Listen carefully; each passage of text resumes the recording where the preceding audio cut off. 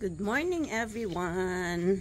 Welcome ulit sa Mami V's Garden dito sa Balay sa Bukid. I-update ko lang kayo doon sa sa mga mulberry na kinalbo ko 2 weeks ago. Inano ko to ayan, yung mga mulberry na yan kinalbo ko nung nakaraan kasi tawag dyan, ang tataas na nila pero hindi naman namumunga. So, 1, 2, 3, 4, 5. 5 yung kinalbo ko na yan. Tignan nyo sila after 2 weeks. Ang dami na naman nila ulit dahon. Kasi napanood ko nga dun sa isang video na para mapabunga daw ang mga mulberry dapat kinakalbo sila. Ay tinitrim pala. Tinitrim. So ngayon ipakita ko sa inyo kung ano na yung itsura nila after ng 2 weeks. Ayan mga fresh yung mga dahon-dahon nila na yan. Ayan na sila. At nakakatuwa tignan nyo 'di ba? Ang daming mga bunga 'Di ba yung mga green na yan, bunga yan. So, hihintayin na lang natin yan mahinog. Naghahanap ako ng video kung kailangan bang tanggalin yung mga dahon na yan. Pero wala akong makita So,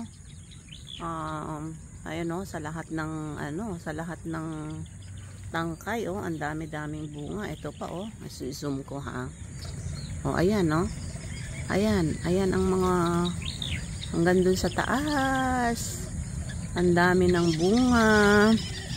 Kasi yung napanood kong video, ang sabi, yung pinakadulo pala, yung mga shoots na pinakadulo, pala yan, nag-produce ng growth hormones. Kaya mabilis silang lumaki ng lumaki. Kaya kailangan talaga i-trim sila. Ayan Ayan 'di ba? Nakakatuwa naman.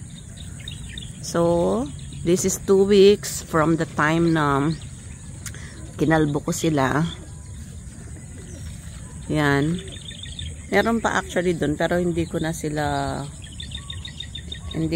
kinalbo. Itong 5 lang dito na magkakatabi, yun lang ang kinalbo ko. So, abangan natin after 2 weeks ulit kung kumusta na ba itong bunga ng ating mulberry. Okay, this is all in this video, everyone.